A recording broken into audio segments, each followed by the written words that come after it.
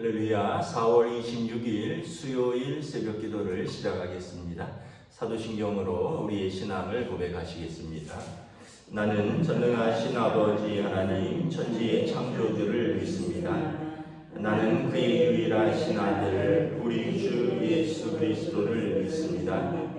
그는 성령으로 잉태되어 동정녀 마리아에게서 나시고 본디오 빌라도에게 고난을 받아 십자가에 못 박혀 죽으시고 장사된 지 사흘 만에 죽은 자 가운데서 다시 살아나셨으며 하늘에 오르시어 전능하신 아버지 하나님 우편에 앉아 계시다가 거기로부터 살아있는 자와 죽은 자를 심판하러 오십니다. 나는 성령을 믿으며 거룩한 공교회와 성도의 교제와 죄를 용서받는 것과 몸의 부활과 영생을 믿습니다. 아멘. 309장 찬양하시겠습니다. 찬송가 309장 찬양하시겠습니다.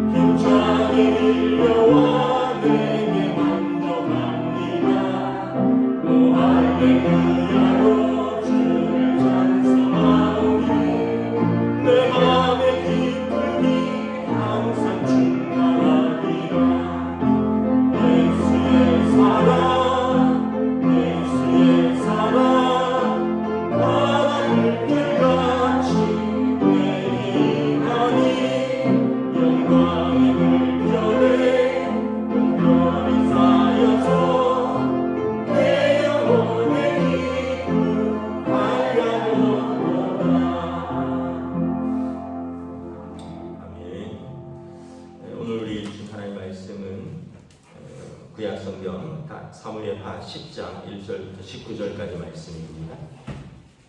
사무엘하 10장 1절부터 19절까지 말씀입니다. 다 찾으신 줄 알고 저 여러분들이 한 절씩 교도하도록 하겠습니다. 사무엘하 10장 1절부터 19절입니다. 그 후에 암몬 자손의 왕이 죽고 그의 아들 하눈이 대신하여 왕이 되니 다윗이 이르되 내가 나하스의 아들 하눈에게 은총을 베풀 때 그의 아버지가 내게 은총을 베푼 것 같이 하리라 하고 다윗이 그의 신하들을 보내 그의 아버지를 조상하라 하니라. 다윗의 신하들이 암몬 자손의 땅에 이르매 암몬 자손의 관리들이 그들의 주 하눈에게 말하되 왕은 다윗이 조객을 당신에게 보낸 것이 왕의 아버지를 공경함인 줄로 여기시나이까. 다윗이 그의 신하들을 당신에게 보내서 이 성을 엿보고 탐지하여 함락시키고자 함이 아니니까니. 이 하눈이 다윗의 신하들을 잡아 그들의 수염 절반을 깎고 그들의 의복의 중동골기까지 자르고 돌려보내매 사람들이 이 일을 다윗에게 알리니라. 그 사람들이 크게 부끄러워하므로 왕이 그들을 맞으러 보내 이르기를 너희는 수염이 자라기까지 여리고에서 머물다가 돌아오라 하니라. 암몬 자손들이 자기들이 다윗에게 미움이 될 줄 알고 암몬 자손들이 사람을 보내 렘드 아람 사람과 소바 아람 사람의 5병 2만명과 마가 왕과 그의 사람 1,000명과 돕 사람 12,000명을 고용하니라. 다윗이 듣고 요압과 용사의 온 무리를 보내매 암몬 자손은 나와서 성문 어귀에 진을 쳤고 소바와 르몬 아람 사람과 돕과 마가 사람들은 따로 들어있더라. 요압이 자기와 맞서 앞뒤에 친 적진을 보고 이스라엘이 선발한 자 중에서 또 엄선하여 아람 사람과 싸우려고 진치고 그 백성의 남은 자를 그하고 아비새의 수하에 맡겨 암몬 자손과 싸우려고 진치게 하고 이르되 만일 아람 사람이 나보다 강하면 내가 나를 돕고 만일 암몬 자손이 너보다 강하면 내가 가서 너를 도우리라. 너는 담대하라. 우리가 우리의 지성과 우리 하나님의 성도들을 위하여 담대히 하자. 여호와께서 선히 여기신 대로 행하시기를 원하노라 하고 요압과 그와 함께한 백성이 아람 사람을 대항하여 싸우려고 나아가니 그들이 그 앞에서 도망하고 암몬 자손은 아람 사람이 도망함을 보고 그들도 아비새 앞에서 도망하여 성읍으로 들어간지라. 요압이 암몬 자손을 따라 예루살렘으로 돌아가니라.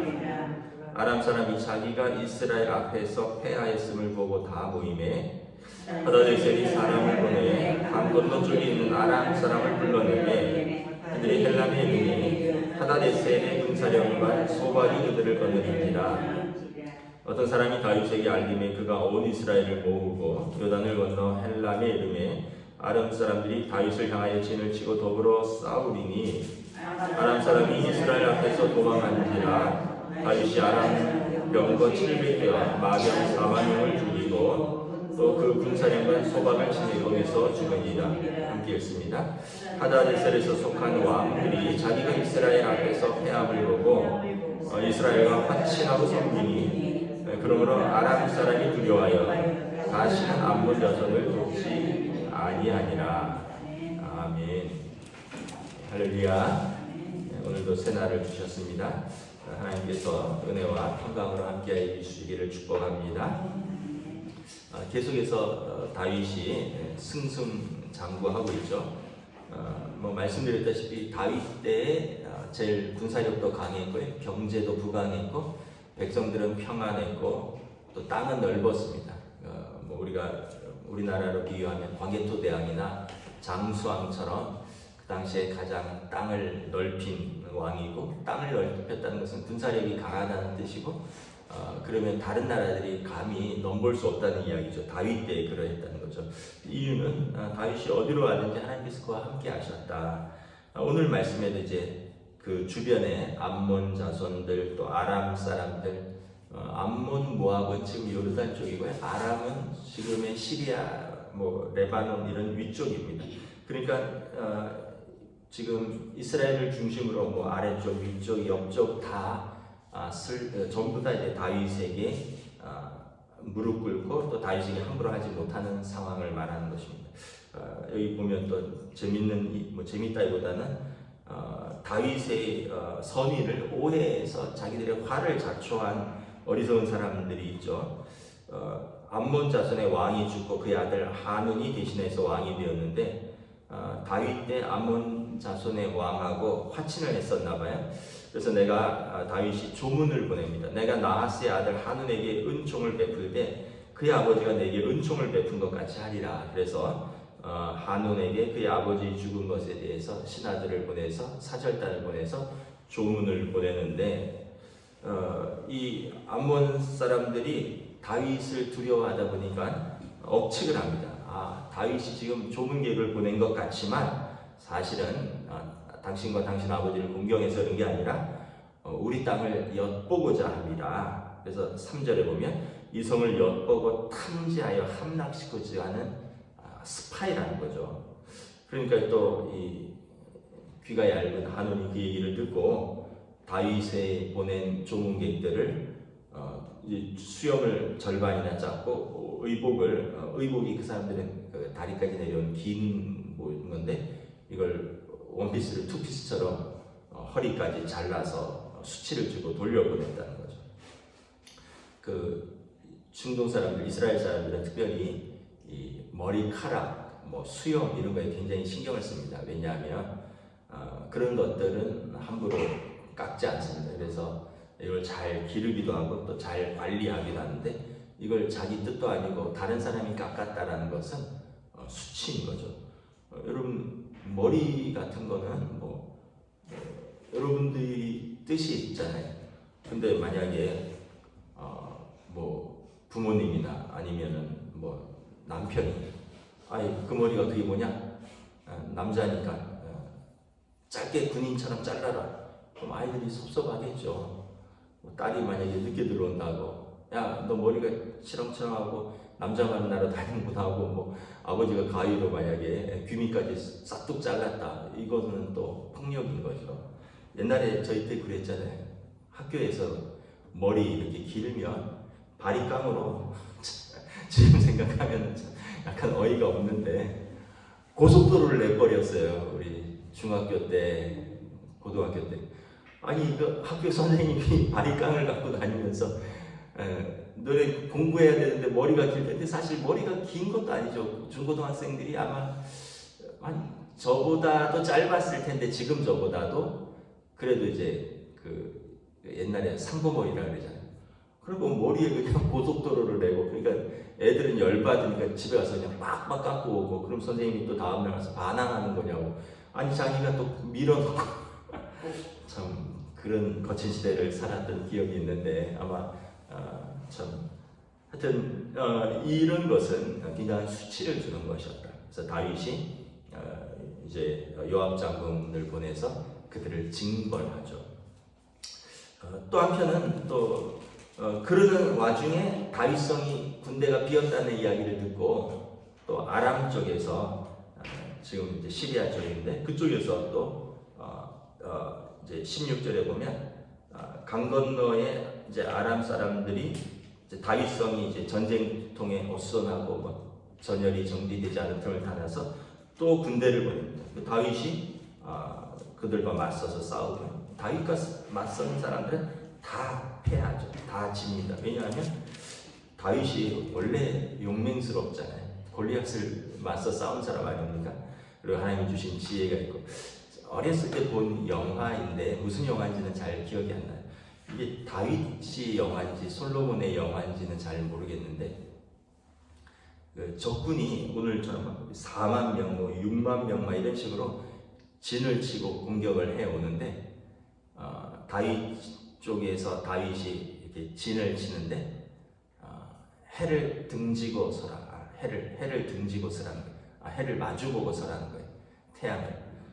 그래서 뭔가 수적으로 비슷하거나 수적으로 적은데 해를 딱 마주보고 서는 거죠. 그리고 나서 이제 기다리는데 적들이 막 말을 타고 달려오는데 그 당시 방패가 쇠로 돼 있잖아요. 큰 방패. 이제 방패를 세우라는 거예요.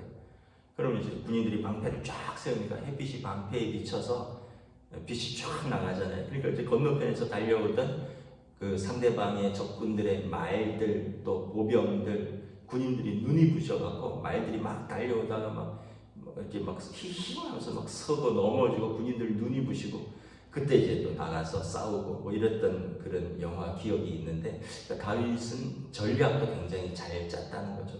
그러니까 지혜도 있고 용맹스럽고 무엇보다 하나님이 함께 하시니까 한두 번 이길 수 있지만 매번 전쟁에서 이긴다는 것은 그 군대가 굉장히 강하다는 겁니다.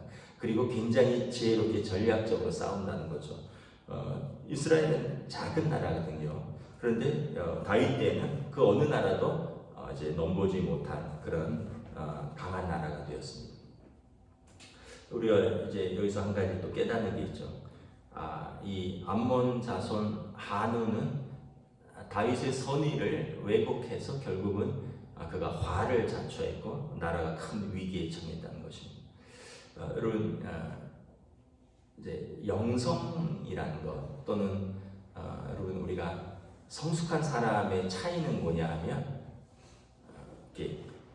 기분 좋을 때와 기분 나쁠 때의 차이가 크지 않은 거예요.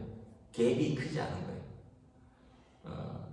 그리고 항상 늘 같은 자세를 견지하려고 애를 쓰는 겁니다. 지금 여러분 다윗은 적대적으로 먼저 하지 않는 한 항상 선의를 베풉니다. 당신 아버지 때 우리가 화친했으니 당신 아버지 죽었으니까 우리가 조문을 보낸다는 거예요. 무비보셋, 내가 당신 아버지와 언약을 맺었고 당신 아버지에게 은혜를 입었으니까 내가 너에게 은혜를 베푼다는 거예요. 다윗은 항상 이렇게 선의로 대하려고. 근데 다른 사람들은 그런 면에서 보면 선하지도 않고 성숙하지도 않고, 그게 이제 영성의 차이인 거죠. 다른 사람들은 자기 기분 좋을 때 잘하고요, 기분 나쁘면 안 해요. 이게 우리가 일반적인 정서입니다. 저나 여러분이나 기분 좋을 때 잘하는 건 쉽죠. 근데 기분 나쁠 때 잘하기가 쉽지 않아요. 그래서 결국은 여러분 상대방의 선의를 오해해서 결국은 자기도 그 은혜를 입지 못하고 화를 당하는 거죠. 그래서 여러분 우리가 항상 예수님의 말씀을 생각해야 돼요. 남에게 대접받고자 하는 대로 남에게 행하라. 아니 다른 사람이 남한테 대접받고자 하는 대로 내가 행하면 돼요. 다윗은 그 사람에게 은혜를 받았기 때문에 내가 은혜를 베풀면 상대방도 은혜로 받아야 되는데 그걸 은혜로 못 받는 거죠. 결국 그 사람은 화를 입는 거예요. 여러분 우리말에도 있잖아요. 가는 말이 고와야 오는 말이 곱다. 여러분 남에게 좋은 얘기 듣고 싶으면 다른 사람에게 좋은 얘기를 하십시오. 다른 사람한테는 말 함부로 하고 그리고 자기는 다른 그런 얘기 들으면 기분 나빠하고, 그게 세상 원리거든요. 근데 자기는 그렇게 하고 있는가를 한번 돌아봐야 되는 거죠. 제가 좀 안타까운 거는 제가 예전에 이렇게 보면 뭐 직장 다니고 교회 다니고 이러면 직장에 가서 남편들이 여직원들한테는 그렇게 상냥하게 돼요. 직장 가면 여직원들한테 그렇게 상냥하게 돼요. 교회 가면 또 여러분들도 그렇고 저도 그렇고 다 교인들한테 서로 상냥하게 인사. 집에 와서는 청명스럽게 돼요. 여러분 직장에서 여직원 대하듯이 아내한테 대한다면 되게 화목할 겁니다. 여러분 교회 가서 여러분들이 아유 집사님 안녕하세요 이러듯이 남편에게 대한다면 그 남편은 되게 기분 좋을 거예요. 근데 직장에서는 여직원한테 그렇게 상냥스럽게 대하던 남편이 집에 와서는 아내한테는 뭐 시큰둥하게 대하고, 교회 가서는 어머 집사님 안녕하세요 하고 뭐 간다는 권사님들이 집에 가서는 남편한테는 알아서 살라는 듯이 대하고, 참 좀 안타깝죠. 아이들도 마찬가지입니다. 자기들 아르바이트 하는 곳에서는 어머 고객님 예 고객님 하다가 집에 가서는 자기 아빠나 엄마한테는 시큰둥하게 대하고, 좀 안타까운 거죠. 왜냐하면 정말 잘해야 될 사람들은 평생 같이 사는 사람들, 그리고 같이 오랫동안 함께하는 가족들이고요, 교인들이고 같이 일하는 일도 순서가 있어요. 먼저 온 유대와 사마리아 땅끝까지잖아요. 근데 우리는 먼저 땅끝에 자라고 사마리아 집으로 온 유대로 오면은 시큰둥해요. 여러분 뭐가 순서가 올바르냐? 여러분들 이게 여러분 성숙한 사람과 미숙한 사람의 차이, 미성숙한 사람의 차이입니다. 여러분 어린아이들 보세요. 어린아이들 기분 좋을 때는 얼마나 하늘을 날아갈 것 같죠? 기분 나쁠 때부터 땅에 꺼질 것 같아요. 여러분 이게 어린아이에 대해서 그렇습니다. 어린아이들은 성숙하지 않거든요. 감정에 충실하거든요. 근데 어른들도 그래 보세요. 그러면은 참 저 사람하고 맞춰 살기 힘들다 이러지 않겠어요? 예전에 제 친구 목사인데 그 와이프 사모가 그런 이야기를 하더라고요.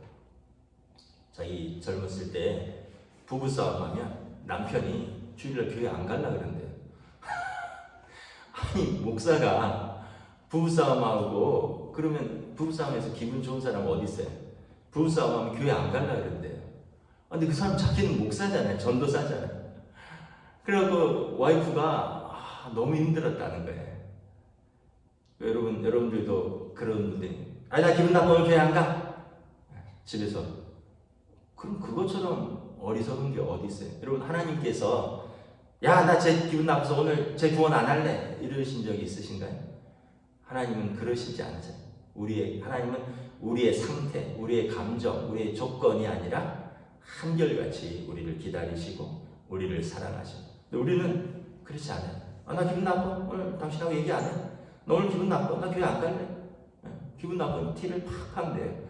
그러면 여러분 교회에서도 보면 참 같이 하면서 힘들거나 성숙하지 못하거나 다윗은 보면 여러분 항상 무비보셋에 나중에 나오지만 무비보셋에 대해서 굉장히 기분 나쁜 일이 생깁니다. 다윗은 그걸 묻지 않습니다. 덮어주고 무비보셋을 감싸 안아줍니다. 사울에 대해서는 항상 원수였고 피해자였습니다. 그러나 사울에 대해서도 진정으로 그를 존중합니다. 왕으로서 개인적으로가 아니라 왕으로서. 그리고 그를 죽었을 때 그를 위해서 슬피 노래합니다. 오늘 적군임에도 불구하고 그의 왕이 죽었을 때 평소 그와의 화친을 기억하고 은혜를 또 기억하고 은혜를 갚고 여러분 우리가 말씀을 보면서 항상 저도 여러분도 그렇고 성경 지식을 배우려고 하는 게 아니에요. 물론 성경 지식도 늘켜야죠. 아브라함이 몇 세까지 살고 아브라함이 몇 세 누구를 낳고 이스마엘을 86세에 낳고 100세 이제 이삭을 낳고 이런 것도 127세 175세에 죽고 이런 것도 알면 좋겠죠. 근데 그거보다 더 중요한 건 뭐냐면 아브라함의 영성을 닮아가는 거예요. 아브라함이 기근일 때 어땠는가? 가정에 위기가 왔었을 때 어떠했는가? 아브라함이 하나님께서 그에게 이삭을 바치라고 했을 때 어떠했는가? 아브라함의 믿음, 아브라함의 인내, 아브라함의 순종을 보는 거죠. 다윗을 보면서 다윗이 사울을 몇 번 살려줬는가? 다윗이 몇 번 싸워서 몇 번 이겼는가? 골리앗을 할 때 물맷돌 5개를 갖고 갔느냐? 3개를 갖고 갔느냐? 이런 걸 아는 것도 중요한 게 아니라 그것도 중요하지만 더 중요한 건 다윗이 이러한 상황에서 어떻게 대했는가? 우리는 그러면 그러한 비슷한 상황에서 우리는 어떻게 할 것인가? 이게 여러분 우리가 성경을 배우고 성경을 묵상하고 그래서 말씀을 통해서 자기를 성찰했으면 우리가 거기에 반응하면 그만큼 변화되고 그래서 점점 세월이 갈수록 그렇게는 안 되겠지만 아브라함의 믿음의 조상 아브라함을 닮아가고 그렇게까지는 안 되겠지만 하나님 마음에 합한 사람 다윗을 조금 닮아가고 그렇게까지는 안 되겠지만 우리 주님의 제자로서 또 우리 주님 따라가려고 애를 쓰고 이게 어디서 시작되냐면 일상에서 되는 거예요. 일상에서 저나 여러분이나 말 한마디 누구를 대하는 태도 이런 게 다 영성이고요. 이런 것들이 쌓여서 그 사람의 인격이 되고요. 이것이 쌓여서 그 사람의 신앙이 됩니다. 여러분 저는 그거 안 믿어요. 교회 와서는 방언하고 집에 와서는 애들한테 욕하고 때리고 화내고 교회 와서는 예배 열심히 드리는 척하고 집에 와서는 식구들 무시하고 저는 미안하지만 목사로서가 아니라 한 인간으로서 그런 한 신앙은 옳지 않다고 생각합니다. 부족하지만 있는 그대로지만 계속해서 변화되어가고 계속해서 노력해가고 계속해서 조금씩 하나님 앞에서 사람 앞에서 우리가 점점 믿음으로 살아가는 모습이 되어가는 것 이게 여러분 우리의 성화의 모습이고요. 이게 올바른 성도의 모습일 줄 믿습니다. 기도하겠습니다. 하나님 은혜를 감사합니다. 오늘 말씀을 통해서 계속해서 다윗이 부강하고 또 번성하고 강대한 이유를 보여줍니다. 그는 언제나 공의와 정의로 대하고 은혜를 기억하고 선의로 대하는데 다른 사람들은 자기 이익에 따라 대하고 자기 기분에 따라 대하고 자기 생각으로 대하고 결국 하나님 앞에서 공의와 또 정의와 선의와 은혜로 대하는 다윗은 하나님 마음에 합한 사람인 것을 기억합니다.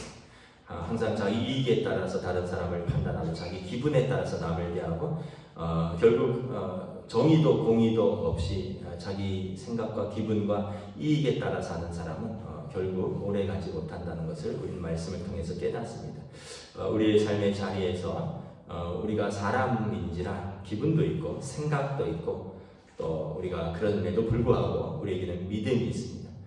하나님의 말씀이 있습니다. 하나님의 말씀을 따라 우리가 생각하고 하나님의 말씀에 따라 반응하고 그리고 하나님 말씀에 순종하는 믿음의 여정을 포기하지 아니하도록 또 우리를 붙들어 주시고 인도하여 주시옵소서. 감사를 드리오며 우리 주 예수 그리스도 이름으로 기도드리옵나이다. 아멘. 하늘에 계신 우리 아버지, 아버지의 이름을 거룩하게 하시며 아버지의 나라가 오게 하시며 아버지의 뜻이 하늘에서와 같이 땅에서도 이루어지게 하소서. 오늘 우리에게 일용할 양식을 주시고 우리가 우리에게 잘못한 사람을 용서하여 준 것 같이 우리 죄를 용서하여 주시고 우리를 시험에 빠지지 않게 하시고 악에서 구하소서. 나라와 권능과 영광이 영원히 아버지의 것입니다. 아멘.